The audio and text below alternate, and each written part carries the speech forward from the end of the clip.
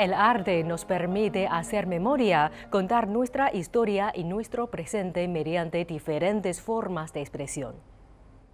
Bienvenidos a un nuevo episodio de Prisma, la cultura que nos ilumina, una coproducción conjunta entre Telesur y CGTN en español. En la próxima media hora haremos un pequeño recorrido por la cultura milenaria de China y la diversidad cultural de América Latina. Soy Xuxin y desde nuestro estudio en Beijing conectaremos con nuestra compañera Yanet Pérez, quien se encuentra en Venezuela. Hola Yanet, ¿qué tal? Un gusto saludarte. Hola Xuxin, un gusto coincidir en este espacio. Reciban nuestro afecto desde la sede de Telesur en Caracas. Y con un saludo para la prosperidad común, damos la bienvenida a quienes nos ven y acompañan en este nuevo viaje de exploración por el quehacer cultural de China y América Latina. Gracias, Yanet, por compartir con nosotros las creaciones y tradiciones de América Latina y el Caribe. Hace 4 décadas se presentaron los primeros sellos conmemorativos del zodiaco chino. Para celebrar la llegada del Año del Conejo, China ha presentado una nueva colección de sellos en Beijing. Yanet, cuéntanos qué iniciativas culturales veremos en esta entrega de Prisma desde Latinoamérica. Gracias a ti, Xuxin. En esta ocasión los invitamos que nos acompañen a conocer sobre el Festival Iberoamericano de Teatro de Bogotá, el número 18. Este evento de teatro de carácter bienal es un certamen cultural que hace de Bogotá la capital mundial del teatro. Ahora queremos ubicarnos en Cuba, donde la compañía Costa Danza ofreció el espectáculo Raíces en el Teatro Martí.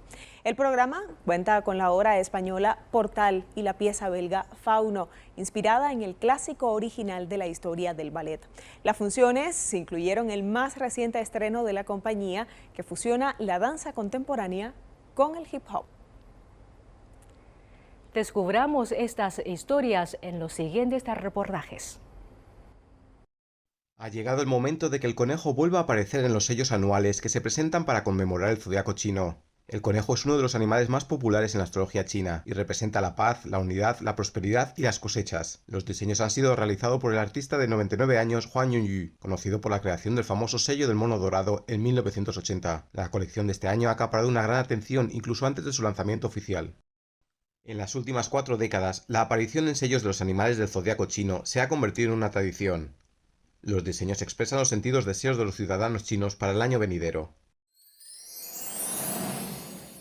El desarrollo histórico de China y la evolución de su civilización son los temas principales de las exposiciones en los archivos nacionales de las publicaciones y cultura en Beijing. La cúpula estrellada está inspirada en un mapa astronómico tallado en piedra de la dinastía Song.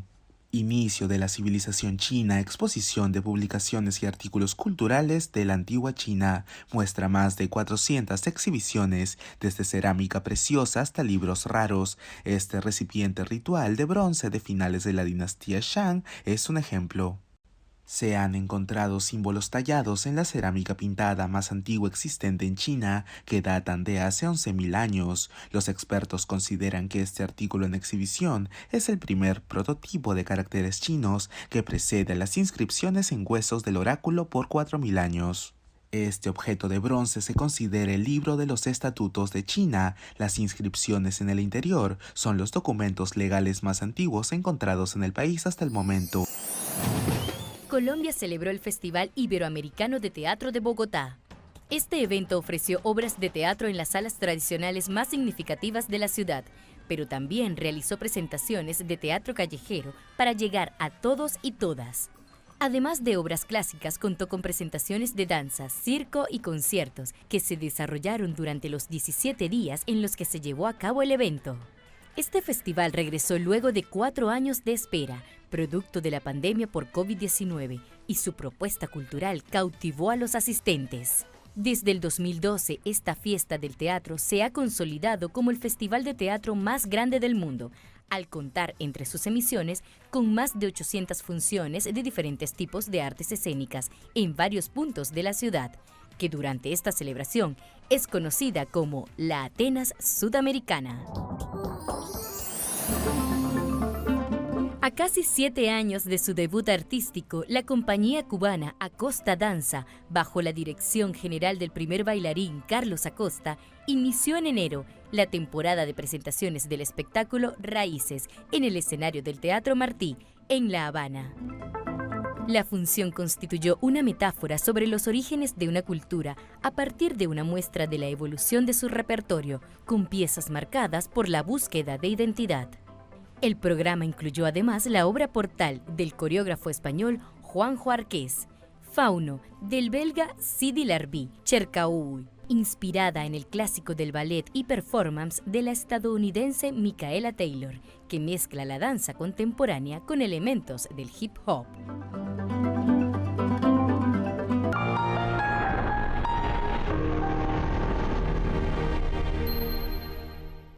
Bienvenidos de vuelta, ya estamos de regreso. Ahora conozcamos al personaje prisma de esta edición. Para esta entrega, el equipo de producción de Telesur tuvo la oportunidad de entrevistar a Juan Villoro, escritor y periodista mexicano que ha ganado importantes galardones culturales por su trabajo literario y que se ha convertido en una referencia de la literatura latinoamericana. Janet, cuéntanos por favor un poco más. Así es, Chisin. En esta ocasión entrevistamos al escritor mexicano Juan Villoro, reconocido como uno de los principales escritores latinoamericanos contemporáneos. Este escritor, cuya obra ha sido traducida a numerosos idiomas, además ha sido parte importante de la diplomacia cultural de su país al ser agregado cultural de México en Berlín, pero también se ha desempeñado como docente dentro y fuera de su país natal. Es conductor de un importante programa radial de corte cultural y ha merecido numerosos homenajes por su trabajo cultural. Con más de 30 años de experiencia como escritor, Juan Villoro es una referencia obligatoria en su país y el continente.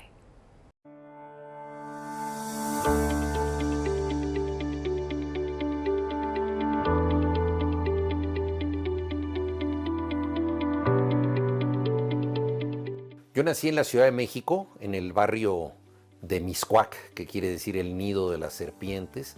Ahí pasé los primeros años de mi infancia. A mí me gustaba escribir un poco en relación con el teatro, porque estuve en un centro de teatro infantil, pero no tenía yo una conciencia de que me fuera a dedicar a eso. Después, en la secundaria, hice una revista con un grupo de amigos que se llamaba La Tropa Loca. Yo escribí ahí una sección de chismes. Todos los chismes eran del salón de clase. Y eso a mí me daba un poder especial porque todo el mundo quería saber lo que yo iba a escribir sobre ellos, los romances que había, etc. Entonces me divertía haciendo esto y una vez iba a clases de guitarra y descubrí que el edificio al que yo iba era el edificio Aristos y estaba totalmente en llamas. Me conmovió esa situación, me sacudió porque vi el heroísmo de la gente que se aprestaba a socorrer, los bomberos que llegaban, las personas que gritaban desde la azotea, toda la dinámica del incendio. Y entonces eso me cautivó en tal forma que regresé a mi casa y en vez de escribir mi acostumbrada sección de chismes, escribí del incendio. Fue mi primera crónica periodística a los 14 años en este periódico que se hacía en mimeógrafo, La Tropa Loca. Obviamente no me di cuenta de que estaba naciendo una vocación y entendí que la vida mejoraba por escrito, que si yo me dedicaba a escribir no solamente iba a encontrar ahí una ocupación, una forma del placer, sino también un sentido para soportar la realidad. Entonces, a partir ya de ese momento, en forma más o menos organizada, sistemática, empecé a escribir. A mí me gusta mucho combinar la literatura y el periodismo. Un escritor, cuando hace periodismo, puede darle cierto sentido a esa realidad que parece no tenerlo. Entonces, las dos cosas las necesito, porque también si estoy mucho tiempo cubriendo acontecimientos y todo, entonces extraño el maravilloso capricho de estar encerrado entre estas paredes, simple y sencillamente imaginando cosas que no son reales, pero que podrían serlo. Pienso que una persona se dedica a escribir porque no le queda más remedio, porque no puede hacer otra cosa. Es, si no una enfermedad, porque quizá es demasiado exagerado decirlo así, sí podemos decir que es una anomalía, o sea, no todo mundo se dedica a escribir, es una manera diferente de enfrentar la realidad. Entonces yo simple y sencillamente no puedo dejar de escribir. Desde que empecé no me he detenido. Desde el punto de vista del contacto con el público, yo tengo que reconocer que los libros míos que más han circulado y que han tenido mayor repercusión son aquellos que escribo para niños, sobre todo para niños que están al borde de la adolescencia, ¿no? Tengo 4 historias del profesor Zipper, que es un personaje, un inventor, y otro libro, El libro salvaje. Son los libros que con diferencia se han movido más, se han traducido más, han tenido una repercusión mayor. Yo creo que todo autor quiere a sus libros por igual, sucede como con los hijos. Mi hijo más aplicado es El libro salvaje. Quizá mi hijo más ambicioso es la novela El testigo, que es una novela muy extensa, que trata de muchas cosas, remontándose al pasado de México y básicamente tratando de narrar la época de la transición a la democracia en el año 2000, 2001, por ahí. Entonces es una historia muy compleja y esa sería pues la de mi hijo ambicioso, espero que no pretencioso. Estamos en un momento muy curioso de la cultura, porque por primera vez la letra se ha vuelto un fenómeno atmosférico. Hay mensajes que recibimos por todas partes sin saber de dónde nos llegan. Creo que cada vez la letra está más presente y al mismo tiempo cada vez se le presta menos atención. O sea, es una cuestión curiosa. O sea, en otros tiempos, cuando había un libro sagrado, ¿no? O cuando había un libro prohibido, quienes tenían acceso a estos volúmenes se acercaban con un enorme respeto y con un interés profundo. Hoy en día estamos tan rodeados de mensajes que no les damos mayor importancia. Entonces el desafío de la literatura es justamente el de recuperar la atención para estos lectores dispersos. Son lectores que en su mente tienen abiertas muchas ventanas, como en la pantalla de una computadora. Entonces, centrar la atención en una ventana, iluminar esa ventana como quien ve una ventana en la oscuridad, en medio del bosque y desea asomarse ahí, ese es el gran reto que tiene hoy en día la literatura.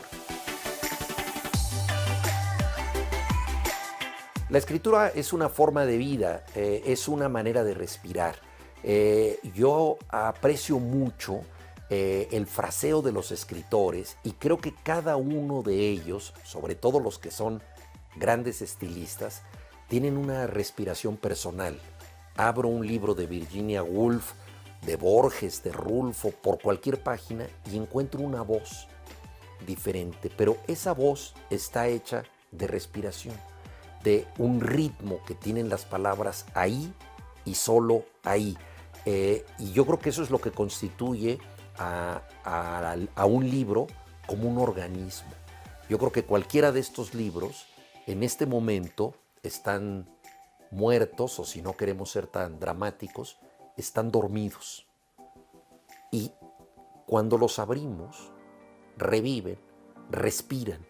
Esa respiración es la escritura. Por eso yo creo que la literatura es una forma de la transmigración de las almas, ¿no? Un libro cerrado no es arte. En cuanto se abre, se convierte en una posibilidad de arte, en algo vivo que el lector completa con su mirada y donde el autor respira. Entonces creo que un escritor que comienza pues debe enfrentarse a lo que nos enfrentamos todos los autores, no solo al comenzar, sino todos los días, que es ante este predicamento con la página en blanco o con la pantalla de la computadora, de decir algo que solo tú puedes decir. No tiene caso reiterar lo que ya han dicho muchos otros libros, sino aprovecharte de lo que estos libros te han enseñado a ti, pero para decir con cierto descaro, si es necesario con irresponsabilidad, aquello que solo tú puedes decir. hay muchas voces en las bibliotecas, no tenemos vida para leerlas todas, pero si vamos a agregar una voz a esta biblioteca, debe ser una voz diferente. Por eso yo creo que lo que necesitamos de un nuevo autor es que sea él mismo, que no pretenda llegar como otro. Y la literatura es precisamente eso, es un disfraz para decir sinceridades, es una mentira para decir verdades.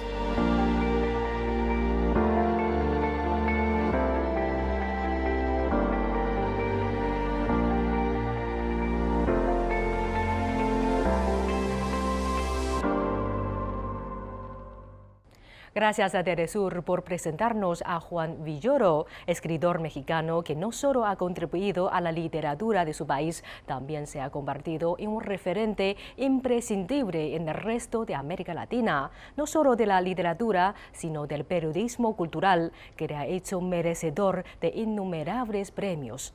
Su obra es de literatura obligada si queremos conocer parte de la historia de América Latina y el Caribe.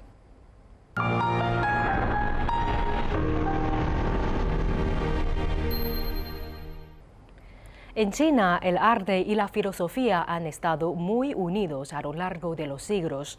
Es difícil concebir el uso sin el otro. El confucianismo, el budismo y el taoísmo representan formas de pensamiento muy integradas en la sociedad china. Lao Tzu, que sentó las bases del taoísmo, ha inspirado la obra de uno de los artistas más representativos del país, Fan Zeng. Hoy conoceremos su obra y su vida.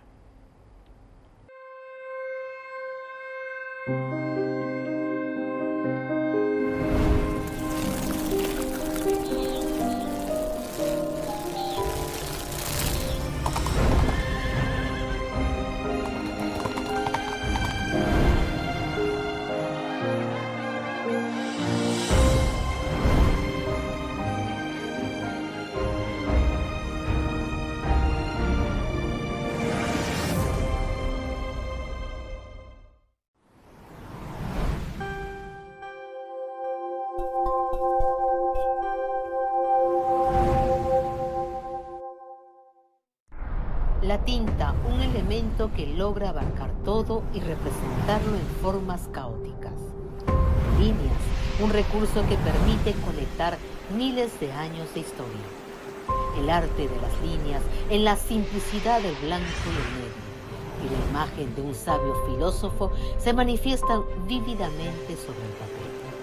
Bajo los trazos precisos y llenos de imaginación del calígrafo Fan Zeng, sus interlocutores pueden con rapidez inmediata reconocer a uno de los más grandes filósofos de la antigua China, Lao Tzu. Esta pintura de Lao Tzu capta al gran filósofo en su más relajado estado mental.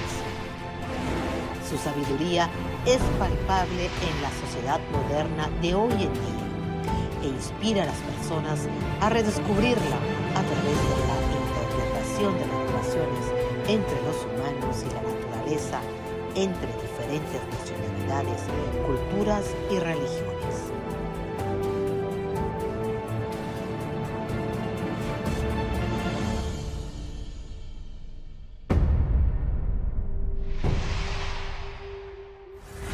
Hace más de 2000 años, Lao Tzu llegó al paso Hankou. Yin Xi, el comandante del paso, pidió a Lao Tzu consejo, puesto que se había percatado de su inusual y extraordinaria personalidad. Y Lao Tzu escribió el Tao Te Ching, extendido manuscrito de 5000 caracteres con el que sentó las bases del taoísmo, uno de los 3 pensamientos más importantes en la antigua China, junto con el confucianismo y el budismo. El también artista Fan Tzu ha pintado más de 100 pinturas a lo largo de más de una década, en la que muestra a Lao Tzu dejando atrás el paso Hankou. En cada uno de los intentos busca conseguir una comprensión más profunda del taoísmo y transferirlo a su trabajo.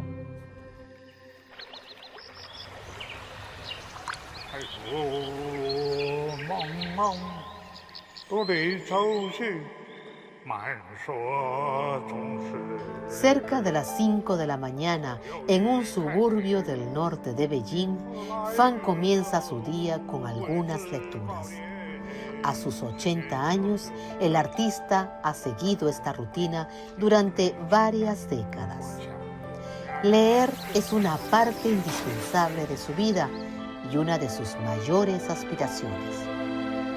Para él, que busca capturar la esencia de la pintura tradicional china, requiere enmarcar su creación en la sabiduría antigua y absorber los nutrientes de los filósofos, historiadores y poetas del pasado. 在我的记忆中，从小到大，父亲每天早晨起来，天色初晓，晨光熹微的时候，是早早地坐在那儿读书，所以他读书的那个样子是在我脑海中非常深的一个印记。我跟范曾先生相识这么多年，就是一种诗画的交往，看到他的画，那么后来又听到他的吟诵，他吟诵的真是好。 Para entender el arte de Fan Zeng, hay dos palabras claves que desentrañan primero el misterio: perspectiva poética y filosofía. Fan pinta para expresar sus pensamientos sobre la vida y el mundo. Y él ha visto el cenit de la filosofía china con el antiguo sabio Lao Tzu. 老子最伟大的点，就是对自然，的一种真心的一种崇拜，他讲人法地，地法天，天法道，道法自然，他的道来源于自然。如果你不参透他的思想，你画上老子，仅仅画上老头儿，他不是这样，他对宇宙、人生、社会的一个观点，这种我心里要罗织出一个老子的形象。 这个下面才有神呐。 Esta versión de Lao Tzu, dejando atrás el paso Hanggu, es la combinación perfecta de la caligrafía y de la pintura tradicional china. Los trazos aparecen de forma casual a primera vista, pero cuando son apreciados en su conjunto, los interlocutores sienten el relieve meticuloso del artista, así como la filosofía que él busca incorporar. Fan ha experimentado durante un largo tiempo antes de lograr este estado de armonía. Fan nació en 1938 en Nantong, provincia de Jiangsu. Comenzó sus estudios de historia en la Universidad Nankai a la edad de 17 años. Posteriormente fue transferido a la Academia de Bellas Artes por su interés en la pintura. Luego de su graduación, consiguió un puesto en el Museo de Historia de China, ahora conocido como el Museo Nacional de China. Fue ahí que Fan afinó sus habilidades y en donde copió obras de arte como Las damas de la corte preparando la seda recién urdida y Damas de la corte Guo durante una excursión primaveral. Pai Miao es considerada una de las habilidades más básicas de la pintura tradicional de China. Requiere que el artista capture la esencia del sujeto a través de un trazo con tinta sin añadir nada de color. En su segundo año, Fan Zeng hizo una copia de las 87 figuras celestiales, obra original de Wu Daozi, de la dinastía Tang. Como estudiante de intercambio, indicó que nunca cejó en sus esfuerzos de perfeccionar sus habilidades. Antes de convertirse en un artista genuino, Fan primero tuvo que dominar los conocimientos básicos. 霍金是一个极聪明的人，他想到宇宙的生成，这种宇宙生成呢，和我们老子的哲学里面有些相似的地方。 Y aun cuando tiene más de 80 años, alberga una gran curiosidad y pasión por el mundo que lo rodea. Entre sus lecturas preferidas se encuentra la de Stephen Hawking e Immanuel Kant. También se sumerge en archivos antiguos y se interesa por la lectura en línea sobre temas de actualidad. Cuando no está leyendo o pintando, Fan disfruta de su tiempo libre en el patio. pasa la mayor parte del día admirando la frescura de la naturaleza. 宇宙的一切存在都是诚恳的，哪怕一个荷花叶子上一个露珠，它一定是诚恳的存在。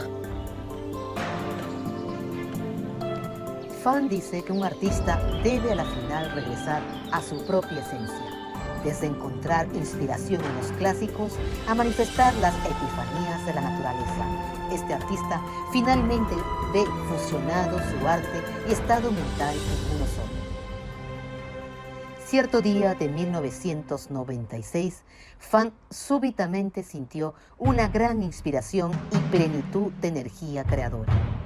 Sujetó su pincel y depositó sobre el papel toda su visión artística del antiguo filósofo Lao Tzu. Su imagen revela solidez e inamovilidad como las montañas, pero también incorpora un toque nebuloso y etéreo como las nubes que flotan en el cielo. Durante más de una década, Fan ha ido en búsqueda de la sabiduría antigua. Al pintar con trazos de gran simpleza y naturalidad, captura la antigua sabiduría del taoísmo. A lo largo de su carrera artística, Fan siempre ha experimentado con formas nuevas en las que coloca líneas simples y salpicaduras de tinta y hace que de ello aflore una armonía. Ha desarrollado un estilo único. Su serie de retratos son un ejemplo perfecto. Entre ellos están el pedagogo Tsai Yuanpei, el maestro de la tinta Jiang Shaohe, el Nobel de la Física Yang Chenin y el matemático Chen Xingchen. Fan busca incorporar su peculiar estilo al mundo espiritual de sus sujetos. 我最欣赏的是这个我们现在提出来的命运共同体的说法，这是符合中国的哲学。我们共同努力吧，塑建起真正的从内心的真正的文化自信。 En la portada de uno de los libros que ha leído recientemente, Fan escribió un clásico que Fan Zeng no puede dejar de leer, seguido de esta oración. Fan Zeng no solo crea su arte, su proceso creativo también ayuda a dar forma a Fan Zeng como persona. Está en búsqueda de su propia cultura y busca inspiración de ese rico y profundo legado cultural, con lo cual revitaliza una civilización de 5.000 años de antigüedad. La rica y profunda cultura tradicional de una civilización espléndida nunca se apagará, y este esplendor del este hace que las cabezas giren y se sumen a él como sus seguidores. Fan Zeng percibe los pensamientos del gran filósofo Lao Tzu y los integra en su pintura. En sus cuadros busca completar el retorno intelectual y espiritual a los clásicos y mantener los fundamentos de la cultura tradicional china. Janet, después de ver este reportaje, ¿qué opinas? De acuerdo, Chixin. La fuente y el flujo de la pintura china pueden verse en los cuadros de Fan Zeng, así como la fuente y el flujo de la cultura tradicional china. Los artistas chinos han buscado en la cultura de su pueblo la vitalidad de lo cotidiano, dando un nuevo brillo a esta civilización milenaria oriental. Gracias, Janet. Apreciamos tus comentarios sobre el pintor chino Fan Zeng. Y de esta manera llegamos al final de Prisma, un encuentro cultural que narra partes de la historia y la vasta diversidad de dos continentes. Janet. Gracias, Chixin, a ti y a todo tu equipo en Beijing por tender una vez más el puente cultural que habla de lo mejor de nuestras tierras y su gente. Desde los estudios de Telesur en Caracas, Venezuela, llegue nuestro abrazo a ustedes. Gracias por compartir una entrega más de Prisma, la cultura que nos ilumina. Hasta pronto. Se despide de ustedes Chixin desde Beijing. Síganos en nuestras cuentas oficiales de CGTN en español y de Telesur en las redes sociales. Hasta la próxima.